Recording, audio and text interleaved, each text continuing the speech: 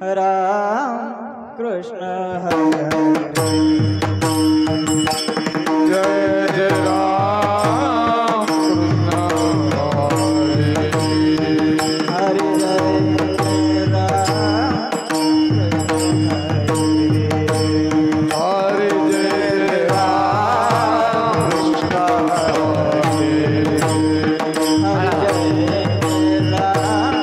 कृष्ण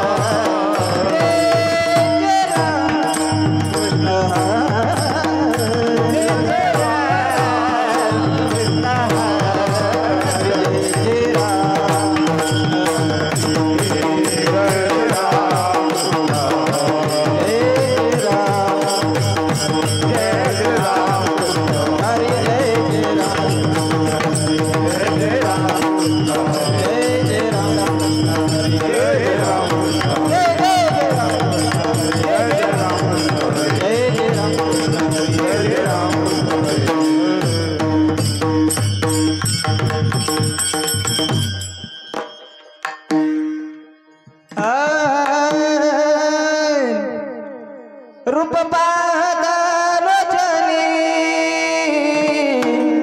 सुख झाले हो साजनी सुख झाले हो साजनी सुख झाले हो साजनी रूप पाहतालोचनी सुख झाले हो साजने सुख झाले हो साजने सुख झाले हो साजने रूप पाहतालोचनी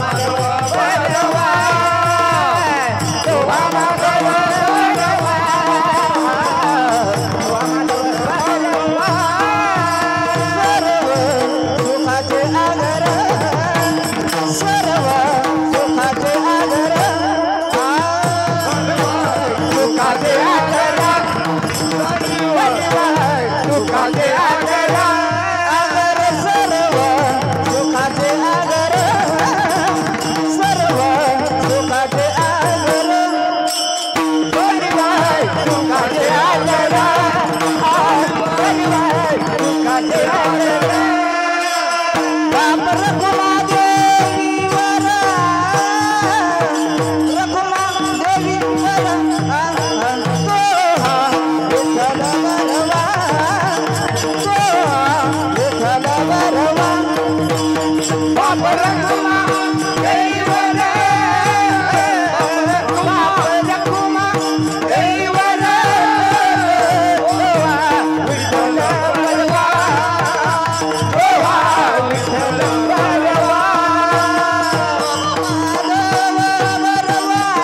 विठ्ठल बरवा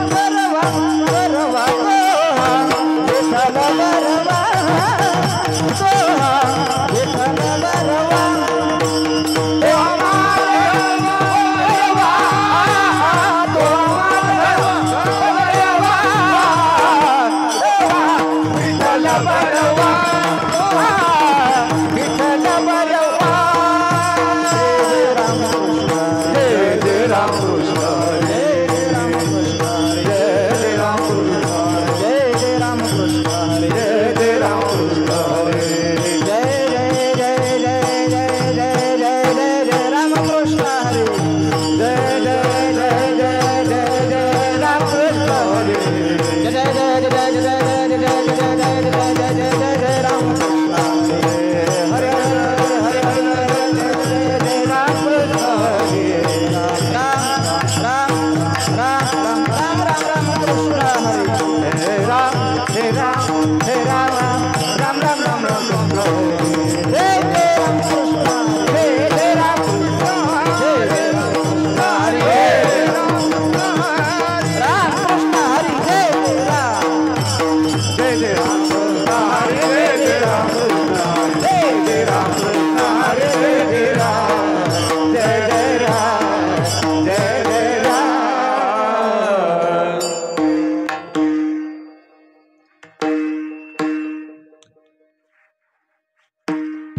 तुमची ये दासीचा दास करून ठेवा दासीचा दास करून ठेवा तुमची ये दासीचा दास करून ठेवा दासीचा दास करून ठेवा आशीर्वाद द्यावा चिमद आशीर्वाद द्यावा चिमद तुमची ये दासीचा दास करून ठेवा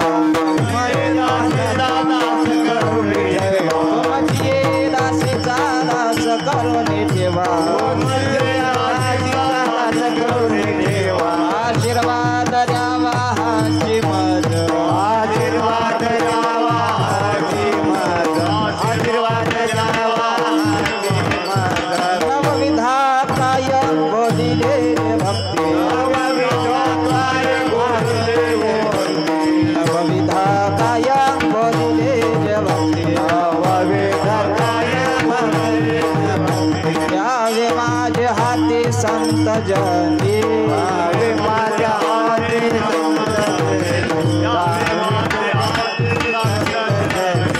नवविधा काय बोलिले भक्ती नवविधा काय बोलिले भक्ती द्यावे माझे हाती संत जनी माझ्या हाती संतो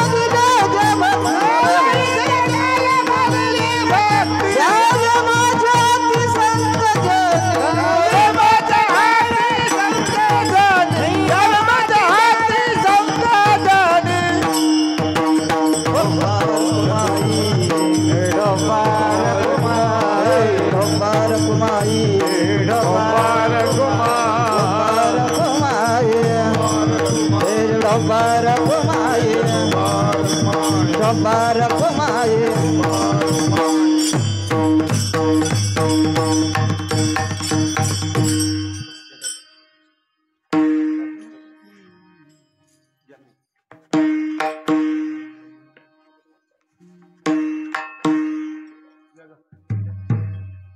डाकर सर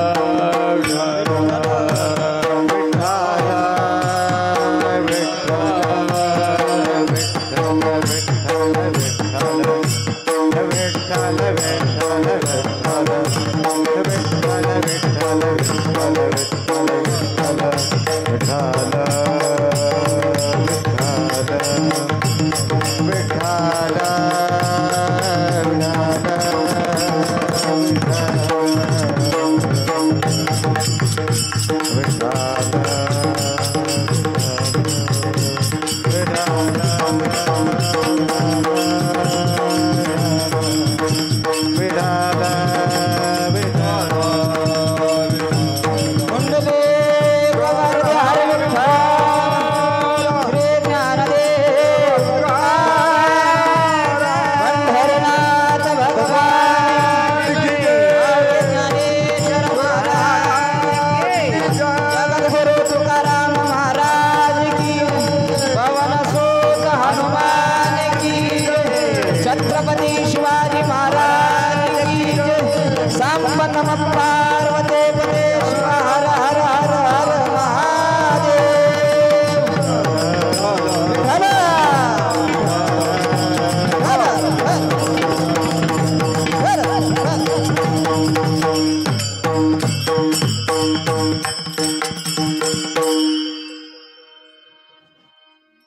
तुमची ये दासीचा दास करून ठेवा, तुमची ये दासीचा दास करून ठेवा, आशीर्वाद द्यावा हाची मज नवविधा काय बोलिले जे भक्ती द्यावे माझे हाती संतजनी। तुका म्हणे तुमच्या पायाच्या आधारे, तुका म्हणे तुमच्या पायाच्या आधारे उतरे न खरे भवनदी नवविधा काय बोलिले जे भक्ती द्यावे माझे हाती संतजनी। विठ्ठल विठ्ठल विठ्ठल विठ्ठल विठ्ठल विठ्ठल विठ्ठल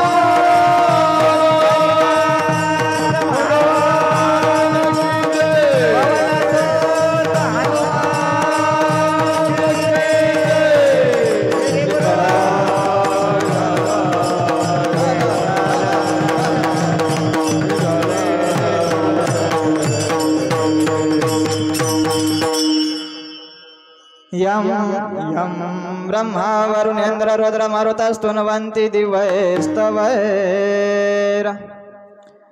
वेदैः साङ्गपदक्रमोपनिषदैर् गायन्ति यं सामगाः ध्यानावस्थित तद्गतेन मनसा पश्यन्ति यं योगिनो यस्यान्तन्न विदुस्सुरासुरगणा देवाय तस्मै नमः देवाय तस्मै नमः। समचरण सरोजं सान्द्रनीलाबुदाभं जगन्निहितपानिं मण्डनं मण्डनाना तरुण तुलसीमाला कंधरं कंजनेत्रं सदय धवलहासं विठ्ठलं चिन्तयामि। पांडुरंग करू प्रथम नामना पांडुरंग करू प्रथम नामना पांडुरंग करू प्रथम पांडुरंग करू प्रथम पांडुरंग करू प्रथम नामना पांडुरंग करू प्रथम नामना पांडुरंग करू दुसरे चरण संतांचिया दुसरे चरण संतांचिया दुसरे चरण संतांचिया दुसरे चरण संतांचिया ज्याच्या कृपादाने करते जावे कृपादाने करते जावे ज्याच्या कृपादाने करते जावे तारो ज्याच्या कृपादाने करते जावे ओम नमो जी आद्या वेद प्रतिपाद्या जय जय स्वं संवेद्या आत्मरूपा देवा तुझी गणेशु सकल अर्थ मध्ये प्रकाशु म्हणे निवृत्तीदासु अवधारी जोजे जयांचे केली स्मरण होय सकल विधींचे अधिकरण तेची वंदो श्री चरण श्री गुरूंचे ओम नमो ज्ञानेश्वराय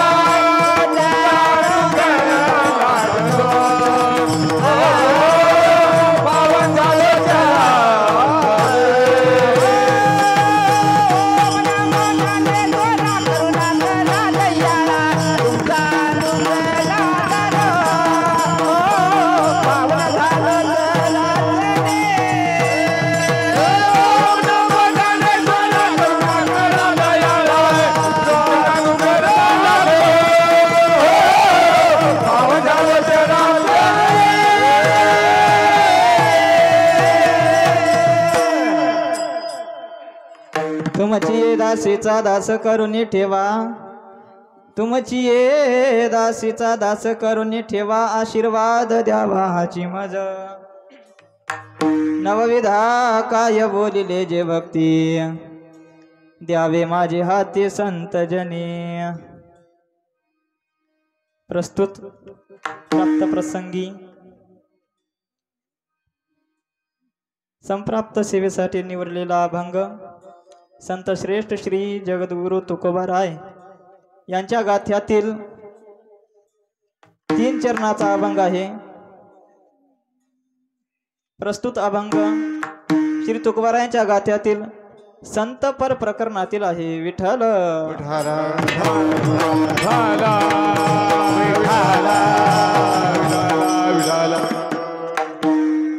कीर्तन रूपी सेवेला प्रारंभ करण्यापूर्वी 2 शब्दाचा परिहार द्यायचा तो असा, श्री संत विचारांना अनुसरून किंबहुना आपल्यावर भगवंताचा कृतघ्न असा आरोप येऊ नये, तथा सर्व गावकरी मंडळींच्या सहकार्यातून चालत असलेला आपला हा अखंड हरिनाम सप्ताह वर्ष 13वे है ना, एक तप पूर्ती झालेली आहे आपली आणि दुसऱ्या तपाच्या कक्षेमध्ये आपण प्रवेश केलेला आहे। असा मंगलमय वातावरणात आपला हा सप्ताह सुरू आहे आणि या सप्ताहातील 4थ्या दिवसाची कीर्तन रूपी सेवा माझ्यासारख्या सामान्य विद्यार्थ्याकडे आलेली आहे। विठ्ठल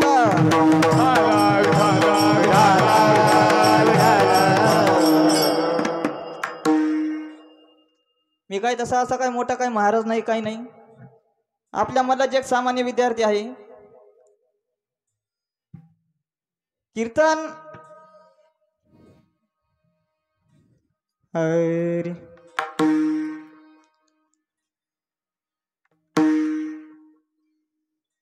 हरी हरी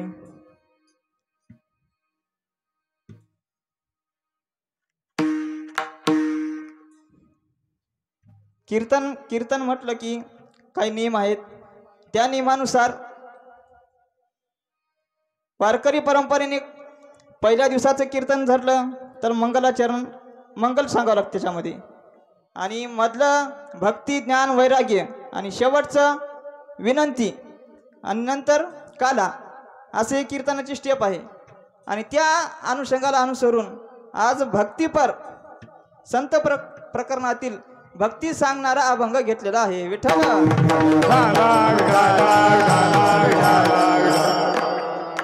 प्रस्तुत अभंगामध्ये श्री जगद्गुरु तुकोबराय संतांकडे मला तुमच्या दासांचं दास होऊ द्या, दास्यत्व भक्तीचं आशीर्वाद मागतात.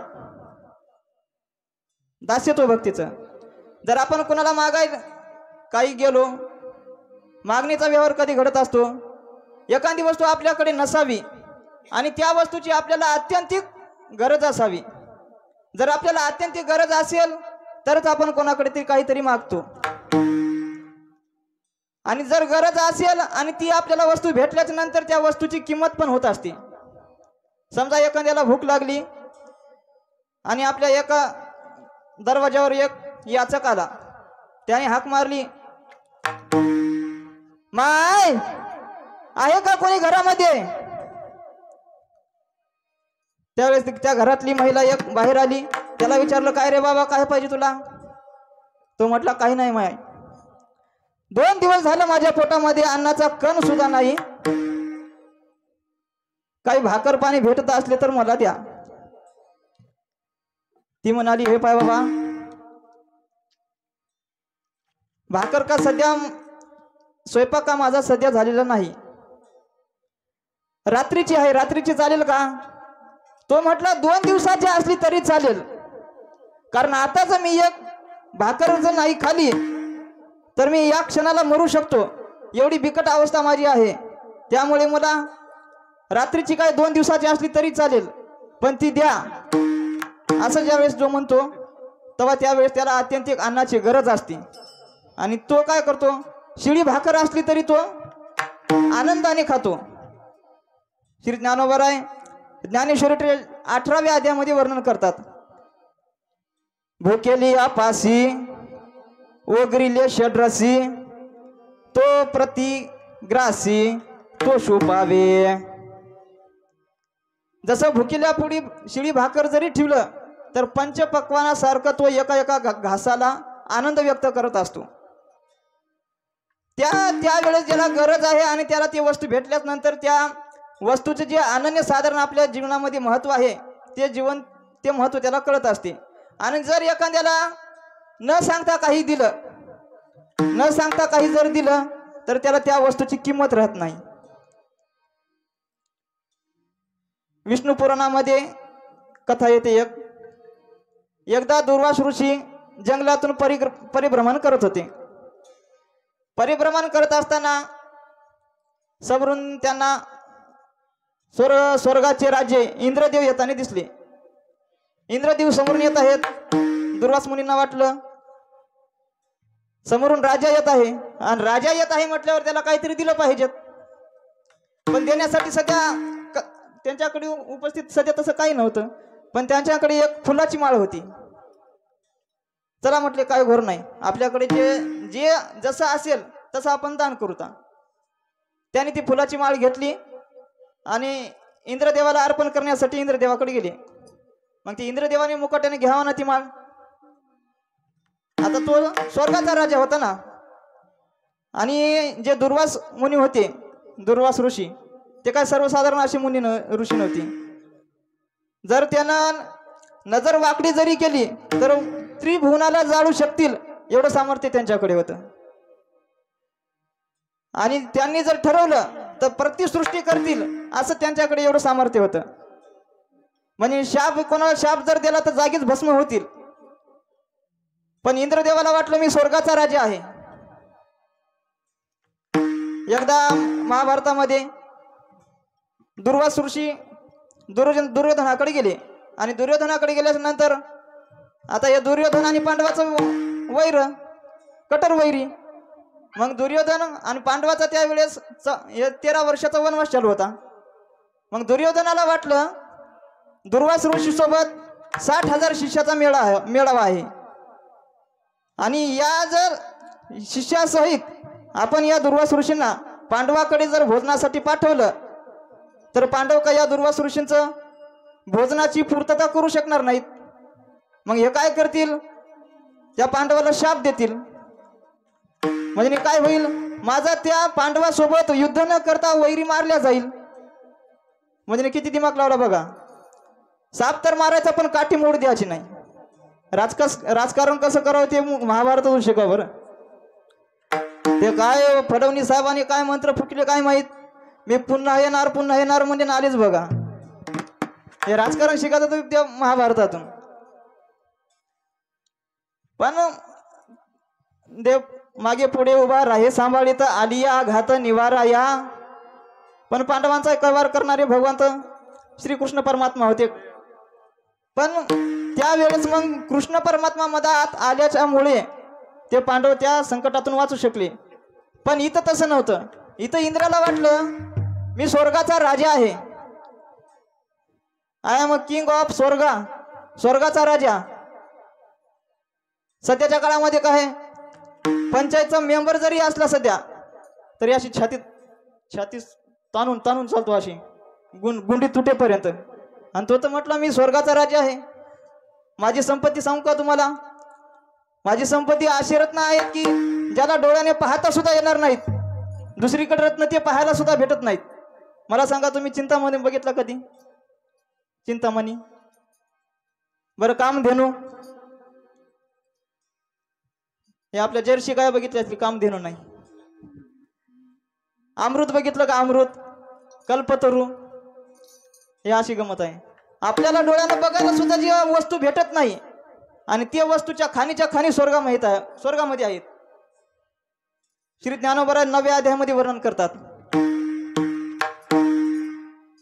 ज्याचं अमरत्व हे सिंहासन, ऐरावता सारिके वाहन, राजधानी भुवन अमरावती ये, जत महासिद्धीची कोठारे, अमृताची भांडारे, जिये गावे खिलारे, कामधेनुची देव ओळगे पायिका, सेंग चिंतामणीची या भूमिका, विनोद वनवाटिका सुरतरुंची या, जथ गंधर्व गात गाणी, रंभे ऐसी या नाचणी, उर्वशी मुख्य विलासनिया अंतोरिया, मदन वळगे शेजारे, जेत्र चंद्र शिंपे सांबरे, पवना ऐसे म्हणिया रे, धावून जेत पय बृहस्पती आप्य मुख्य ब्राह्मण, ऐशी स्वस्ती श्रेयचे ब्राह्मण, ताटियेचे सुरगण बहुवस जेथे, लोकपाळ राऊतजीय पदवीचे, उच्च श्रवाखाचे खोळणीये. असे त्याच्या राज्यामध्ये भांडार सगळे थप्पीच्या थप्पी आहेत. अमृताचे झरे आहेत त्याच्या राज्यामध्ये. मग आता इथं जर ग्रामपंचायतचा एवढा टाईट असं छाती फुगून चालत असेल तर मग तो तर म्हटला मी स्वर्गाचा राजा आहे बुवा. मग यानं मला माझ्या लायकीप्रमाणे तरी काहीतरी द्यायला पाहिजेत ना. ते देतो तर काय, सुकलेल्या फुलाची माळ. मग ते आता दिली म्हणून त्यानं थोडं तात्पुरती घेतली आणि ती माळ घेतल्या तशी त्यानं हातीच्या सोंडामध्ये दिली. आता इथं देवालाच साधूचा मान कळत नाही, आता प्राण्याला काय कळणार आहे. त्यानं ती अशी सोंडामध्ये माळ धरली, वरी भिरकावली आणि पायाखाली चेंदली त्यानं माळ ती. पण हे दुर्वास ऋषी होते, अशातले मानणार नव्हते ना. ते म्हटले माझ्या समोर माझ्या वस्तूचा अपमान. त्याला म्हटले तुला घमिंड आली, म्हणजे घमिंड, राजसत्तेची घमिंड आली. आणि काय बघा, सत्ता आली म्हणजे माणसाला अभिमान येतोच. म्हणून जगामध्ये 3 गोष्टी सांभाळणं फार कठीण आहे. एक आहे सत्ता, दुसरी आहे पैसा आणि तिसरी आहे जवानी. या 3 गोष्टी माणसाला जपून आणि कोट कशा प्रकारे वापरतात याचं जर तंत्र कळालं तर त्याचं जीवन परिपूर्ण झालं. विठ्ठला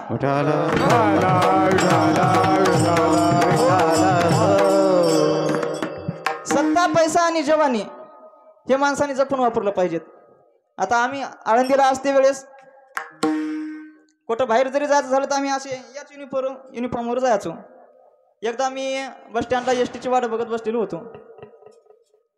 बराच टाइम झाला एसटीची वाट बघत बसलो. बराच टाइम होऊन गेला तरी एसटी काय येत नाही. त्या कंट्रोलवाल्याला विचारलं, काय हो म्हटलं, माझी एस टी कधी येईल? तो म्हटला काय तुम्हाला महाराज बसा की, तुम्हाला काय काय काय काम धंदे आहेत तुम्हाला? उगं खायचं आणि पडून राहायचं, बसा थोडा वेळ बसली बघ. बसलो थोडा वेळ.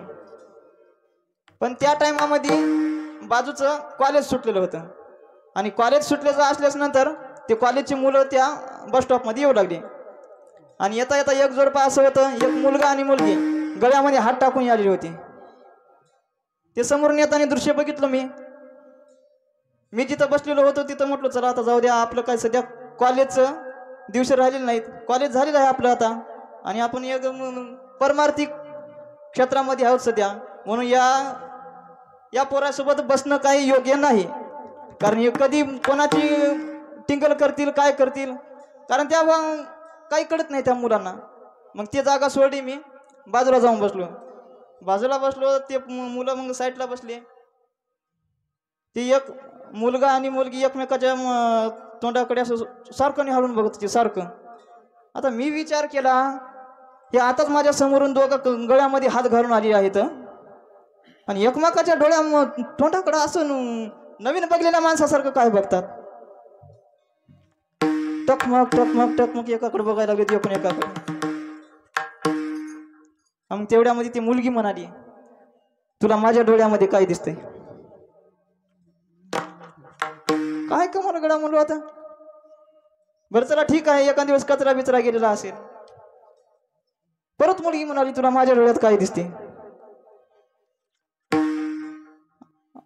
चला जाऊ द्या आता मी करा तिला काय कशाला काय म्हणून. मग तो मुलगा म्हणाला, मला तुझ्या डोळ्यामध्ये अख्खं जग दिसते मला. अख्खं जग? मी चकित झालो, अख्खं जग? कारण मी तिथं बाजूला बसून परेशान झालेलो होतो. मग मी तिथून उठलो, त्या मुलाकडे गेलो. काय रे बाबा म्हणलो, तुला तिच्या डोळ्यामध्ये अख्खं जग दिसतंय ना? जराशी माझी गाडी तरी बघून सांग म्हणलो, माझी गाडी कुठं अडकली ती तुझ्या जगात पाय तरी म्हणलो, माझी गाडी कुठं आहे.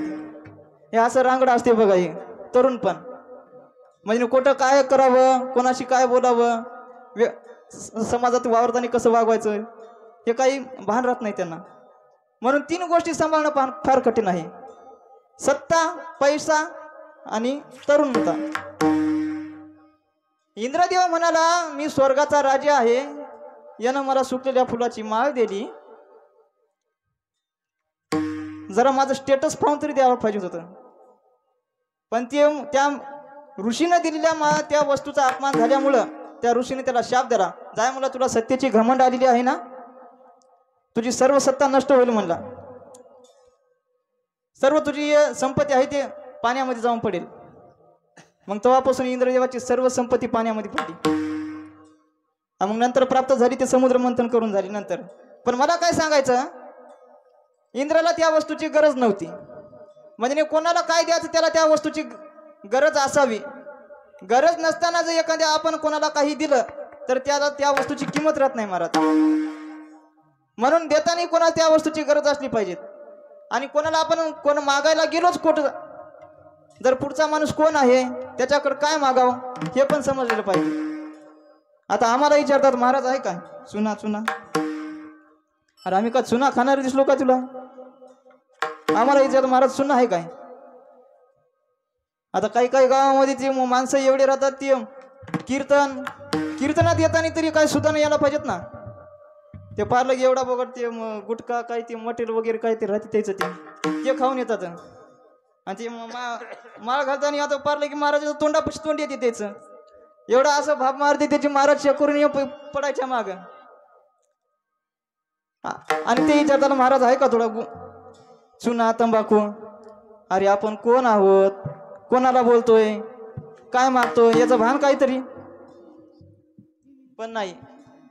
पण कोणाला काय विचारावं आणि कोणाला काय मागावं याचं सुद्धा माणसाला भान असलं पाहिजे. आपण देवाकडे जे मागायला गेलो काही, तर देवाला काय मागावं, आपल्या हिताचं मागितलं पाहिजे. आणि जे आपण मागितलं त्याच्यातून आपल्याला त्या गोष्टीचा पश्चाताप व्हायला नाही पाहिजे. आणि जे मागल ते जगाच्या हितासाठी असलं पाहिजे. माऊलीनं काय मागितलं, आता विश्वात्मके देवे येणे वागे यज्ञ तोषावे, तोषोनी मज द्यावे पसाय दान हे, जे खळांचे व्यंकटे सांडो, हे विश्वाच्या कल्याणासाठी मागितलेलं आहे. मग एकाला देव प्रसन्न झाली. तो देवाला म्हटला, हे देवा, आतापर्यंत इतकी गरिबी भोगली, एवढे वाईट दिवस बघितले मी, आता मला काय करतो? मी ज्याला हात लावेल ती वस्तू सोन्याची व्हायला पाहिजेत, असं मला वरदान दे. देव म्हटले, वा एवढी हाव करणं काय बरोबर नाही. तुला काय मागायचं झालं तर 5-10 किलो मागून घे, कारण मी ज्याला हात लावेल ती वस्तू सोन्याची होईल, म्हणजे ते नंतर तुलाच त्या गोष्टीचा पश्चाताप होईल म्हटले. तसं काय आरबळ्यावणी करू नको, थोडं दमानं घे म्हटले. नाही म्हटले, देवा तुम्ही माझ्यावर प्रसन्न आहेत ना? हो. मग मी जे मागतील ते तुम्हाला द्यायला काय हरकत आहे? अरे हो, देईल, पण नंतर तूच रडशील म्हटले देव. नाही म्हटलं, तुम्हाला काय मला पाहिजेत ना, तुम्ही द्या. मग देवाने त्याला ते चल तथाच तू म्हटली, जा. तो गडबडीने घरी आला आणि बायकोला सांगितलं, कवाट लावून घेतलं. हे बघ म्हटला, आपल्या घरात जेवढ्या वस्तू आहेत ते सर्व गोळा करून आण मला माझ्याकडे. मग त्याच्या बायकोनं काय केलं, फार सुईपासून ते टीव्ही पर्यंत, बंद पडलेल्या टीव्ही पर्यंत सर्व वस्तू आणल्या दारामध्ये ठेवल्या आणि एकाला हात लावायला लागला. टीव्हीला हात लावला, बसीला हात लावला, भांड्याला लावला, परातीला लावला, कपाटाला लावला, सर्व सोन्याचं करून टाकलं. मग असं करता करता त्याचं मग ते घरातून लेकरू पळत आलं की पप्पा म्हणून आला अंगावर. हे म्हटलं, अरे माझं सोन्या म्हटलं, त्याला उचलून घेतलं, लुटकून उचलून घेतलं. तसं ते सोन्याचा पुतळा झालं, कारण मागितलं काय, मी ज्याला हात लावेल सोनं व्हायला पाहिजे. मग ते झालं डायरेक्ट सोन्याचं. मग बायकोनं बघितलं ते, हा म्हणली, हे काय झालं, असं काय झालं हे?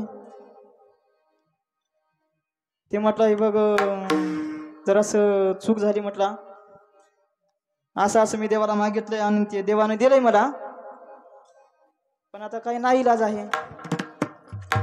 आता नाईलाज आहे, त्याला काय करणार आपण? मग बायकोच्या डोक्यामध्ये आलं की यानं आता पोराचं सोनं केलंय, पुतळा केलाय, आणि उद्या याचा जर मला चुकून जरी हात लागला तरी माझं काही खरं नाही, असा विचार केला. आणि ज्या अवस्थेमध्ये होती तशीच माहेरला निघून गेली. मग हे बसला इथं एकला घरी. जेवण करायचं म्हटलं तरी बी ज्याला हात लावलं, चपातीला हात लावला चपाती सोन्याची, भाताला हात लावला भात सोन्याचा. मग आता हे सगळं सोनं झाल्याच्या नंतर माणूस सोनं खाऊ शकतो काय? खाऊ शकत नाही. माणसानं पैसा कमवायचा कोटपर्यंत पैसा कमवायचा, जोपर्यंत आपल्याला पोटाला जेवढं लागेल तेवढा भरपूर आहे ना. जेवढी अपेक्षा आहे, अपेक्षा अधिक जर झाल्यात ना, त्याच्यामध्ये दुश्मनी तयार होतात. ते दुश्मनी आज आपण बघितलं तर समाजामध्ये 90% दुश्मनी कशामुळे आहे? पैशामुळे. आज भाऊ भावाचा वैरी कशामुळे आहे? पैशामुळे. मुलगा बापाचा गळा दाबतो कशामुळे? पैशामुळे. सख्खी बहीण सख्या भावाच्या विरोधात कोर्टात फाईल टाकते कशामुळे? पैशामुळे. मग एवढं जरी आपल्याला कळलं तर आपलं आयुष्य जीवन धन्य होईल महाराज. Money is a very important part of professional life, but only money is not life. पैसा जरी जीवनासाठी महत्वपूर्ण असेल तरी पण पैसा म्हणजे जीवन नसतो ना. सब पैसे के भाई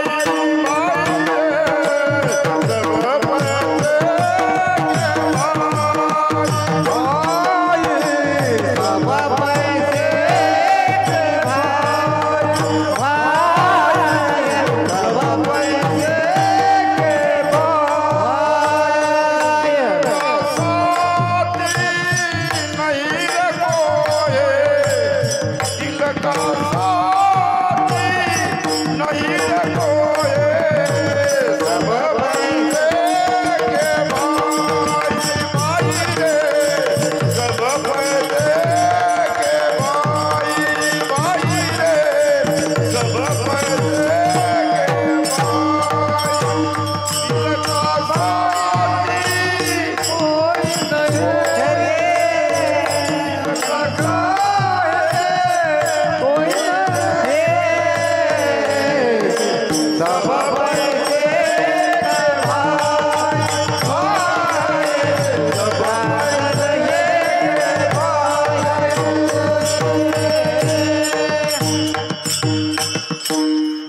सब पैसे के भाई दिल दिल का साथी नहीं रे नहीं रे कोई कोई.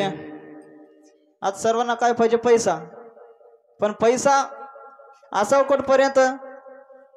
कामापुरता पैसा असावा. माणसानं माणुसकी जपली पाहिजे, माणुसकी. कारण पैसा नुसतं पैसा माणसाचं पोट भरू शकत नाही. आता तुम्ही काचच्या बंगल्यातला माणूस असू द्या, त्याला तहान लागल्यानं चिल्लर पिते का? सांगा बरं मला. चिल्लर. बरं भूक लागली म्हणजे 500च्या नोटाचं बंडलं खाते काय? नाही खात. त्याला तहान लागल्यानं पाणीच पिवावं लागणार आहे. भूक लागल्यानं भाकरच खावं लागणार आहे. मग तुम्ही आम्ही काय खातो? भाकरच खातो. तहान लागल्यानं पाणीच पितो. फक्त फरक एवढाच आहे, तो त्या बंगल्यामध्ये असल्यामुळे कदाचित तूप पोळी खात असेल आणि आपण चटणी भाकर. पण भुकेच्या पोटी खाणार तर अन्नच ना. अन्नाशिवाय माणूस वाचू शकत नाही ना. कारण या कलियुगामध्ये अन्नमय प्राण आहे. अन्नाद भवती भूतानी, अन्नाद भवती भूतानी पर्जन्यादन्न संभव. यज्ञात भवती पर्जन्यो यज्ञ कर्म समुद्भव. मग अन्नास्तव भूते प्ररोहो पावती समस्ते. मग पर्जन्य या अन्नाते सर्वत्र प्रसवे. माणसाला जिवंत राहायचं असलं तर अन्नच खावं लागते. एवढं जरी आपल्याला या कीर्तनाच्या माध्यमातून जरी कळालं तरी आपलं आयुष्याची धन्यता आहे. विठ्ठला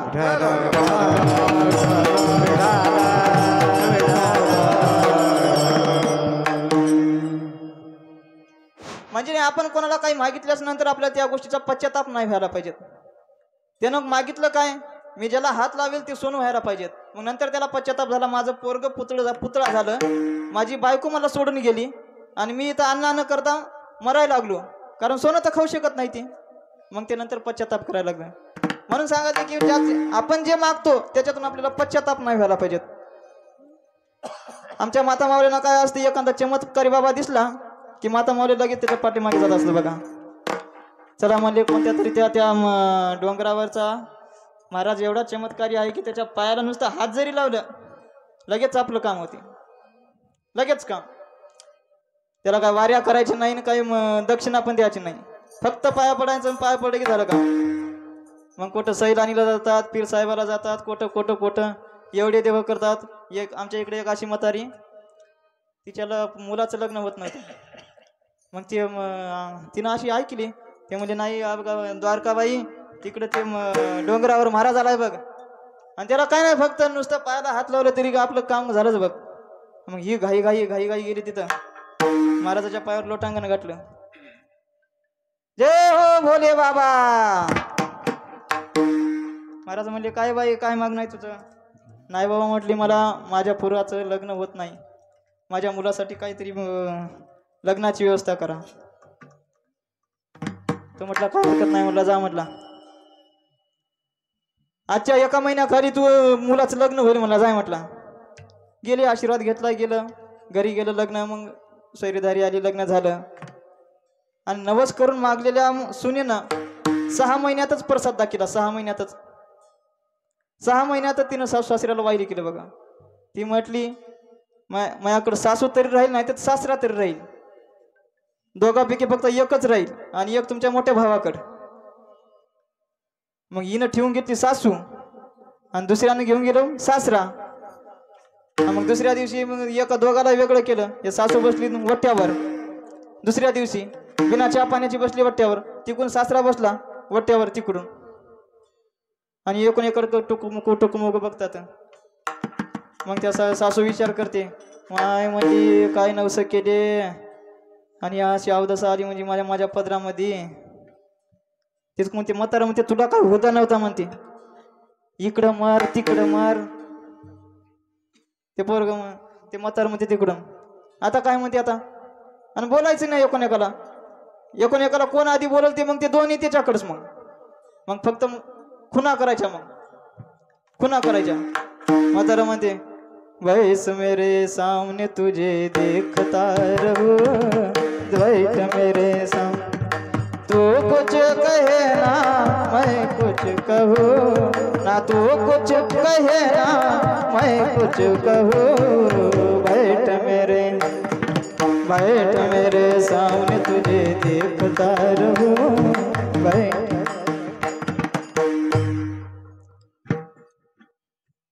म्हातारं म्हणते फक्त माझ्या समोर तू मला नाही बोलली तरी चालेल, फक्त माझ्या डोळ्याला दिसावाची माझ्या समोर बस मला समोर, फक्त मी तुला टुकमुक टुमुक तेवढं तरी बघत जाईल. मग या म्हातारीच्या डोळ्यातून घळघळ पाणी आलं. महाराज काय म्हटली मी, एवढे नवस केले, कोणत्या कोणत्या देवाला नाही गेलो आणि माझ्या पत्रामध्ये काय पडलं हे दुःख. मग आपण जे मागितलं त्याच्यातून पश्चाताप नाही व्हायला पाहिजेत, किमान जगाच्या हिताचं तरी ते असलं पाहिजेत. एक गावातील दोन कटर शेजारी, घराला घर, धुऱ्याला धुरा, असं सगळं कटर. मग त्याचं चांगलं झालं की याला बरं वाटायचं नाही कसंच, आणि याचं चांगलं झालं की त्याला बरं वाटायचं नाही. एकाचं असं होतं ज्याला जागल न करता त्याच्या रानामध्ये सर्व पीक याचं, आणि एकाला रोई हाकरू गेलं तरी त्याला त्याची परेशानी आहे ते आहेच. तुमच्या रोईचा त्रास आहे ना तुमच्याकडं, हे तुमचं आमचं सारखंच आहे काय. एकाला किती पण केलं तर त्याला रोईचा त्रास आहे ते आहेच, आणि दुसऱ्याचं जागल न करता त्याच्या शेतामध्ये पीक यायला लागले. मग हे म्हणलं आता मी जंगलामध्ये जाऊन तपश्चर्या करतो, मला हे गेलं जंगलामध्ये तपश्चर्या करायला. मग त्याच्या पाठी मी निघालं, ते बी दुसरं निघालं. हे मला जंगलामध्ये जाऊन काहीतरी कुटाणा करायला लागला मला. दोघं बी जंगलामध्ये गेले. एकाला देव प्रसन्न झाले आणि देव म्हटले माग, म्हटले तुला काय काय पाहिजे ते माग. हा म्हटला नाही मला नको म्हणला, आधी ते काय मागते त्याचं बघून ये म्हटलं, आणि मग नंतर मी मागतो म्हणला. कारण मी जर आधी मागितलं तर हे माझ्याहून जास्त मागते, मग अजून ते मोठं होते ना. नाही म्हणलं तू आधी त्याच्याकडे जाय म्हणला, मग नंतर माझ्याकडे ये म्हणला. देव म्हणला वा वा वा, काय वाडीची माणसं शहाणी आतो म्हणला, दुसऱ्याचा विचार करणारे. मग ते त्या दुसऱ्या भक्ताकडे गेले. देव काय रे म्हटलं, तुला काय मागायचं ते माग म्हणलं, तुझ्यावर प्रसन्न आहे म्हणलं. देव म्हटले तुझ्यावर प्रसन्न आहे मी. मग देव म्हटले त्यानं काय मागलं ते मला आधी सांग, नंतर मी तुला मागतो. अरे त्यानं काहीच मागितलं नाही अजून, त्यानं मला तुझ्याकडे पाठवलंय आणि तू आधी काहीतरी माग, नंतर ते मागणार आहे. पण मी त्याला तू जे मागशील त्याच्यात दुप्पट देणार आहे म्हटले. हा म्हटलं मी काही जरी मागलं त्याला दुप्पट देणार, म्हणजे ऑलरेडी ते माझ्यावरून मोठं होणार. मग यानं जरासं डोकं लावलं, काही केलं एवढं तप करून माझं वाया जाते काय. ते म्हटलं काहीच नाही म्हटलं देवा, आता मला एका डोळ्यानं आंधळं कर म्हटला, एक पाय तुटू दे म्हटला, आणि एक हात गळून पडू दे मला. याचं एक अवयव गेल्यानंतर त्याचं काय होईल, त्याचे दोन्ही जातील. मग याला शास्त्रामध्ये तामस्तप म्हणतात. तामस्तप म्हणजे आपल्याला नुकसान झालं तर झालं, आपला जीव गेला तर गेला, मात्र त्याला वर येऊ द्यायचं नाही. ज्ञानोबराय 17व्या अध्यायामध्ये बोलतात हेच.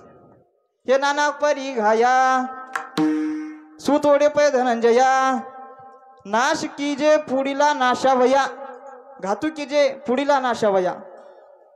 पुढीलाचा नाश करायसाठी माणसं आपलं सुद्धा नुकसान करायला तयार आहेत. याला शास्त्रामध्ये तामस्तप म्हणतात. विठ्ठल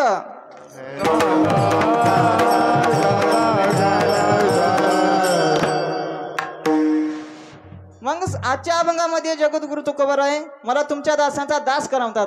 दास होणं एवढं सोपी गोष्ट नाही महाराज, कारण दुसऱ्याचं दास्यत्व स्वीकारणं एवढी सोपी गोष्ट नाही. दास शब्दाचा अर्थ होतो द म्हणजे ददाती आणि स म्हणजे सर्वस्व. ज्याने आपल्या स्वामीला सर्वस्व प्रदान अर्पण केलेलं आहे त्याला दास म्हणतात. आणि दासाचा आपल्यासारखं नसते, नोकरा किंवा मजदुरासारखं दासाचं नसते. कारण नोकर आणि मजदूर कसा असतो, त्याचा टाइम ठरलेला असतो, त्याचं कामाची वेळ संपल्याच्या नंतर बाकीचं आयुष्य जे जगणार आहे त्याला त्या आयुष्याचं स्वातंत्र्य असते. पण दासाचं तसं नसते, त्यानं संपूर्ण ते आपल्या स्वामीला वाहून घेतलेलं असते त्या दासाने. जर त्या मालकाने ठरलं आता आपल्याला गाडी ओढायला बैल लावायची नाही, हे माणसं झुपायची त्या बैलाला त्या गाडीला, तर माणसाला मुकाट्यानं ते काम करावं लागायचं. म्हणजे एकदम जनावरासारखं, जेवढं जनावराला दुःख असते तेवढं या दासाला दुःख. मग एवढं दुःखमय असणारं जीवन तुकोबाराय का मागत असतील, त्याचं कारण आहे. काय कारण आहे? काही गोष्टी कशा आहेत, जर दिसायला किंवा क्रियेनं कठीण जरी असल्या तरी त्याचा परिणाम मास्तर सुखकारी असतो. मग त्या आपल्याला ज्या कठीण कठीण किती जरी असल्या तर त्याचं काही वाटत नाही. आता मला सांगा, बाळंतपण किंवा प्रसूतीचं ही अवस्था किती भयानक असते, किती कठीण. आपल्यासारखा माणूस ती अपवित्रता पाहू शकत नाही. आणि जी माऊली त्या बाळाला जन्म द्यालेली असते ती माऊली त्या मृत्यूसोबत झुंज खेळलेली असते, मृत्यूसोबत. एवढं भयानक दुःख असते ते. पण तरी पण एवढं दुःख आहे तरी पण मला तुम्ही सांगा माऊल्यांनो, असं कोणत्या माऊलीला वाटते की मला लेकरू नको? सांगा मला लेकरू नको असं म्हणणारी कोण एक तरी माऊली आहे का? राडावाडी तर नाहीच नाही, अख्ख्या महाराष्ट्रात सापडणार नाही. महाराष्ट्रात नाही, अवघ्या देशात सापडणार नाही मला लेकरू नको म्हणणारी. कारण लेकरू पाहिजेत असलं तर आधी या दुःखातून समोर जावं लागणार आहे. मातेची या उदर कुहरी, पचोनी वेष्टेच्या दाथरी, जठरी 9 मासवरी उकडला जो, काय सांगू गर्भेचे यातना,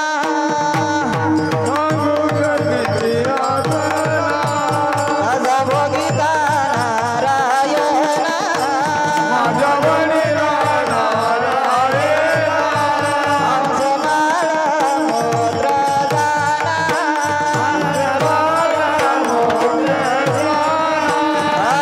तुझा क्षणोक्षणा ध्यात असे, तुझा क्षणोक्षणा ध्यात असे,